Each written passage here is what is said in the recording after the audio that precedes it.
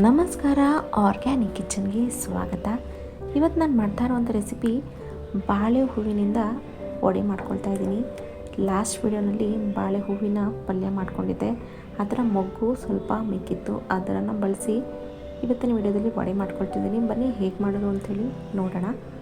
ನಾನು ಮೊದಲಿಗೆ ಇದರ ಅರ್ಧ ಭಾಗವನ್ನು ಕಟ್ ಮಾಡ್ಕೊಳ್ತಿದ್ದೀನಿ.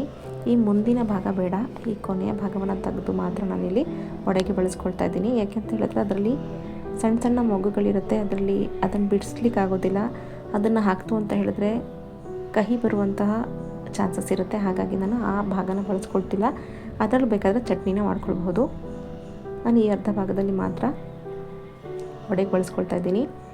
ಇದನ್ನು ಈ ರೀತಿ ಸಣ್ಣದಾಗಿ ಕಟ್ ಮಾಡಿ ಎತ್ತಿಟ್ಕೊಳ್ತಿದ್ದೀನಿ.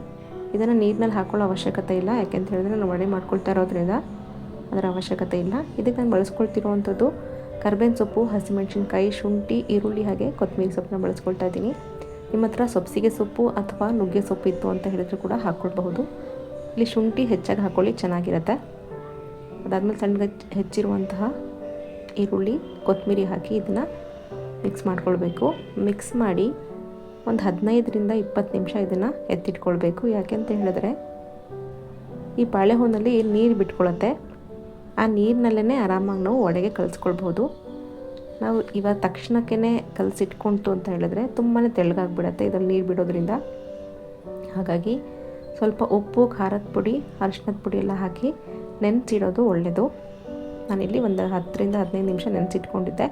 ಅದಾದಮೇಲಿಂದ ಉಪ್ಪು, ಅರಿಶಿಣದ ಪುಡಿ, ಖಾರದ ಪುಡಿ ಹಾಗೆ ಕಡಲೆ ಹಿಟ್ಟು, ಜೀರಿಗೆ ಹಾಗೆಯೇ ಸ್ವಲ್ಪ ಅಕ್ಕಿ ಹಿಟ್ಟನ್ನ ಹಾಕ್ಕೊಂಡು ಮಿಕ್ಸ್ ಮಾಡ್ಕೊಳ್ತಾ ಇದ್ದೀನಿ.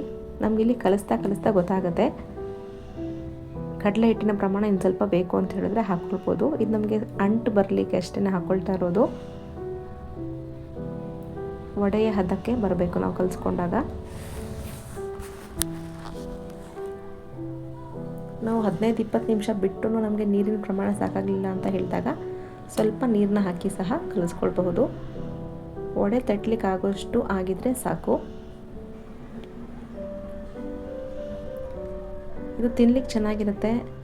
ಬಾಳೆ ಹೂವಿನಿಂದ ಮಾಡಿರೋ ಥರ ಅನಿಸೋದಿಲ್ಲ. ನಾವು ಕ್ಯಾಬೇಜ್ನ ಬಳಸಿ ವಡೆ ಮಾಡ್ಕೊಳ್ತಿರ್ತೀವಲ್ವ, ಹಾಗೇ ಇರುತ್ತೆ ಟೇಸ್ಟು. ಬಾಳೆ ಹೂವಿನಿಂದ ಮಾಡಿರೋದು ಗೊತ್ತಾಗೋದಿಲ್ಲ, ಆರಾಮಾಗಿ ಮಾಡ್ಕೊಳ್ಬಹುದು.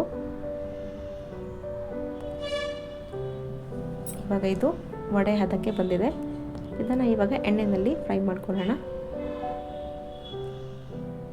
ಎಣ್ಣೆ ಬಿಸಿ ಆದಮೇಲೆ ಮಾಮೂಲಿ ನಾವು ಹೇಗೆ ವಡೆ ತಟ್ಕೊಳ್ತೀವೋ ಆ ರೀತಿ ಮಾಡಿ ಎಣ್ಣೆಯಲ್ಲಿ ಬೇಯಿಸ್ಕೊಂಡ್ರೆ ಬಾಳೆ ಹೂವಿನ ವಡೆ ರೆಡಿಯಾಗುತ್ತೆ.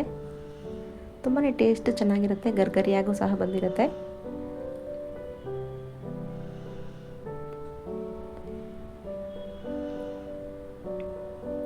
ನಾನು ಕೊನೆ ವಿಡಿಯೋನಲ್ಲಿ ಬಾಳೆ ಹೂವಿನ ಪಲ್ಯ ಮಾಡ್ಕೊಂಡಿದ್ದೆ, ಅದು ಕೂಡ ಚೆನ್ನಾಗಾಗಿತ್ತು. ನೋಡಿಲ್ಲ ಅಂದವರು ಆ ವಿಡಿಯೋನು ಸಹ ನೋಡಿ.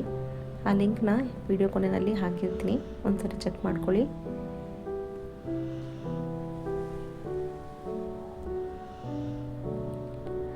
ಮೀಡಿಯಮ್ ಫ್ಲೇಮ್ನಲ್ಲಿ ಒಂದು 4ರಿಂದ 5 ನಿಮಿಷ ಫ್ರೈ ಮಾಡಿಕೊಂಡ್ರೆ ವಡೆ ಆಗಿರುತ್ತೆ. ಹೈ ಫ್ಲೇಮ್ನಲ್ಲಿ ಮಾಡ್ಕೊತು ಅಂತ ಹೇಳಿದ್ರೆ ಒಳಗಡೆ ಬೆಂದಿರೋದಿಲ್ಲ. ಮೀಡಿಯಮ್ ಫ್ಲೇಮ್ನಲ್ಲಿ ಮಾಡಿಕೊಂಡ್ರೆ ಚೆನ್ನಾಗಾಗುತ್ತೆ.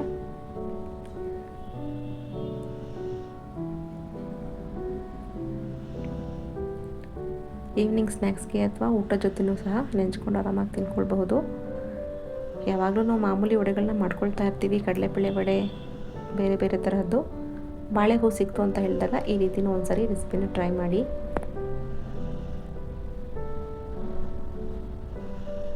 ಇವಾಗ ವಡೆ ರೆಡಿಯಾಗಿದೆ. ಯಾರೆಲ್ಲ ಬಾಳೆ ಹೂನಲ್ಲಿ ಈ ರೆಸಿಪಿನ ಟ್ರೈ ಮಾಡಿಲ್ವೋ ಒಂದ್ಸರಿ ರೆಸಿಪಿನ ಟ್ರೈ ಮಾಡಿ. ನನ್ನ ಈ ಚಾನಲ್ನ ಯಾರೆಲ್ಲ ಸಬ್ಸ್ಕ್ರೈಬ್ ಮಾಡ್ಕೊಂಡಿಲ್ವೋ ಪ್ಲೀಸ್ ಸಬ್ಸ್ಕ್ರೈಬ್ ಮಾಡ್ಕೊಳ್ಳಿ. ಈ ವಿಡಿಯೋಸ್ನ ನಿಮ್ಮ ಫ್ರೆಂಡ್ಸ್ ಆ್ಯಂಡ್ ಫ್ಯಾಮಿಲೀಸ್ಗೂ ಕೂಡ ಶೇರ್ ಮಾಡಿ. ನೋಡಿ, ಇವಾಗ ಬಾಳೆ ಹೂವಿನ ವಡೆ ರೆಡಿಯಾಗಿದೆ. ತುಂಬಾ ಸಾಫ್ಟಾಗಿ, ಕ್ರಿಸ್ಪಿಯಾಗಿ ಚೆನ್ನಾಗಾಗಿತ್ತು. ಹೆಲ್ದಿ ರೆಸಿಪಿ ಅಂತಲೇ ಹೇಳ್ಬೋದು. ಡಿಫ್ರೆಂಟಾಗೂ ಸಹ ಇರುತ್ತೆ. ಒಂದ್ಸರಿ ರೆಸಿಪಿನ ಟ್ರೈ ಮಾಡಿ, ಹೇಗಾಯಿತು ಅಂಥೇಳಿ ಕಾಮೆಂಟ್ ಮಾಡಿ. Thank you.